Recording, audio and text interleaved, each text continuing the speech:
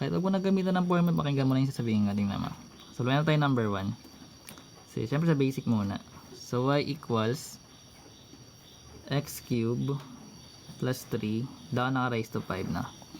So, ito chain rule yan guys. Pag yung exponent mo ng binomial mo, naka-raise except sa 1, chain rule lagi yan.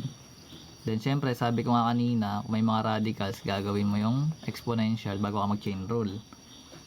Yung ginawa natin kanina sa product rule, di ba? Na may mga cube root, square root, basta may radicals. Anyways.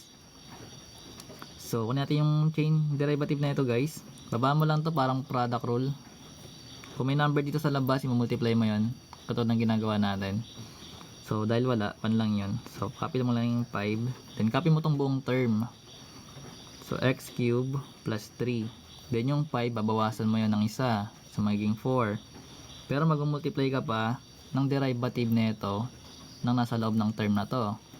So, remember, etong x cube, pag dinerive mo yan, magiging 3x squared yan, di ba? Gets yun. So, magiging 3x squared. Then, eto naman, derivative ng constant is 0. So, wala ka nang i-add.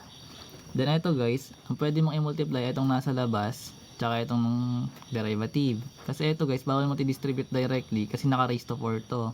So, kailangan mo to expand kung trip mo bago ka mag-multiply dito sa labas. Ganun yung ginagawa sa PEMDAS, diba? So, multiply mo lang to dito. So, magkakaroon ka ng 5 times 3x squared, that is 15x squared. Then, copy mo na lang yung x cube plus 3, then raised to 4. So, ito na yung magiging derivative natin para sa number 1. Tundan.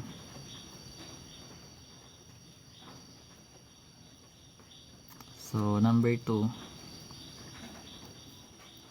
So, let's say meron tayong y equals, wait lang. Isa-isayin lang natin. Negative 3x raised to 5 plus 1, then ito si Idol. So, meron tayo guys na ito. Pagkatapos na ito, so y prime, baba lang natin yung 3, copy natin yung term, then bawasan natin yung exponent, so magiging 2. Multiply natin sa derivative ng nasa loob. So, 5 times negative 3, that is negative 15x, bawasan natin yung exponent, magiging 4. Then, derivative ng constant is 0. Then, pwede na natin ito i-multiply dito. So, magkakaroon tayo dito ng 3 times negative 15x raised to 4. That is negative, then yung 45 x raised to 4. Then, kakopy mo na lang yung negative 3x raised to 5 plus 1 na naka-squared. So, meron ka ng derivative para dito. So, may radicals naman, sabi. So, try natin to. Sa una, ito yung given natin. That is fourth root. Then, yan. So, sabi natin kanina, itong fourth root, i-rewrite natin to into rational exponent. So, ibig sabihin, magiging raised to 1/4 na siya. So, itong dalawa guys, parehas lang to. Kumbaga, ito naka-radical, ito naka-exponential. Or naka-rational exponent na siya. Kasi naging 1/4 na siya eh. So, ngayon, pag kinuha natin yung chain rule na ito, diba, ibababa natin tong 1/4 dito, ikakopy natin tong term. Then, i-multiply natin sa derivative na itong nasa loob. So, bali magkakaroon tayo doon ng 1/4. Nilapag natin yung dito. Kinopy natin yung buong term, which is ito yon. Then, yung 1/4, binawasan natin ng 1. Diba ganun ginagawa pag sa power rule? So, ito yung 1/4 natin, binawasan natin ng 4/4. Kasi yung 4/1 is 1 din. So, para hindi ka na mahirapan. So, yung 1 minus 4, magiging 3 na yun, negative 3. Then over 4. Then yung derivative ng negative 3x raised to 4 natin minus 2. That is negative 12x cube.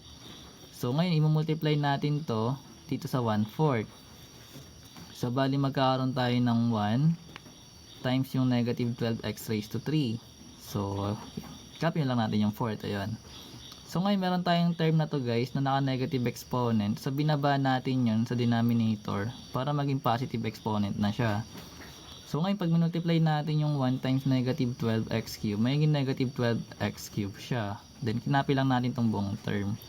Then pagdating dito guys, yung 4 kasi na nasa labas, pati yung 12 divisible by 4. So, yung 4 divide 4 magiging 1 na lang.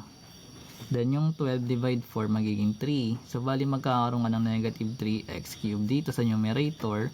While yung denominator natin is itong term na natira, which is 4th root of negative 3x raised to 4 minus 3 na naka-cube. At yun na yung sagot. Ito na siya.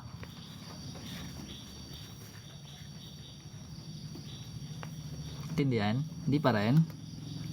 Pwede po ba yung 1/4 times negative 3/4? Ha? Anong pinagagawa mo? Hindi mo to pwede simplify dito guys. Kung ito times mo to dito. Anong pagkakasabi niya? Hindi ko naintindihan yung sulat. Hindi, pero dapat i-apply mo yung chain rule guys.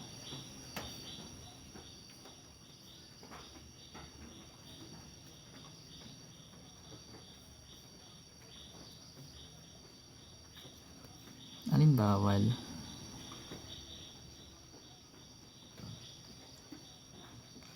Saan hindi naintindihan? Yung 1/4 times mo yung 1 negative. Etong dalawa, i-multiply mo itong dalawa. Etong dalawa, i-multiply. Ito ba yun? Ito ba yun?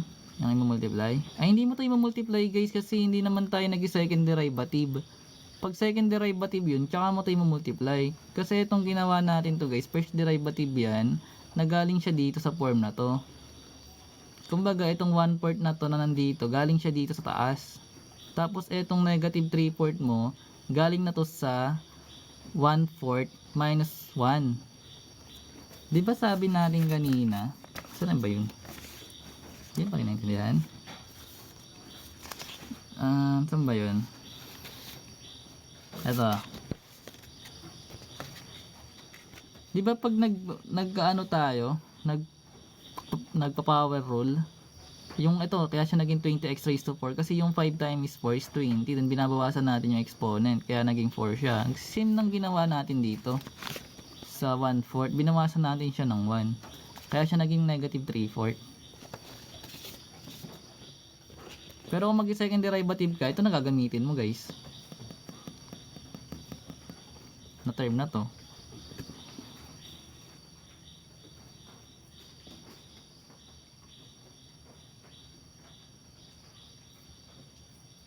Diba second derivative na ganyan should start sa final form sa first derivative. Pa SS o ulti.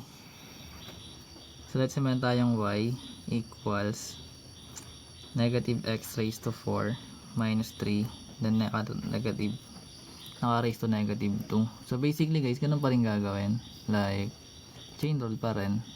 So y prime, baba lang natin yung negative 2, so may negative 2 yon. Then copy mo tong buong term, so may negative x raised to 4 minus 3. Then yung negative 2, pag binawasan mo ng 1, may negative 2 minus 1 yun ha. So may negative 3, baka ilagay mo dyan 1. So magiging negative 3 yung exponent. Then times yung derivative ng negative x raised to 4, that is negative 4x cube. Then derivative ng constant, which is 0. So okay na yan. Then multiply mo lang to dito.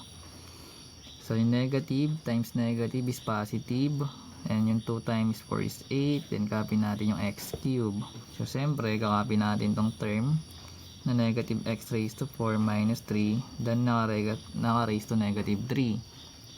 So ngayon kung naka-raise to negative exponent to guys, so itong term na naka-parenthesis, ibababa lang natin yan. So bali magkakaroon tayo ng 8x cube over negative x raised to 4 minus 3, then cube. Di naman pwedeng gawing radical kasi hindi ito naka-rational exponent.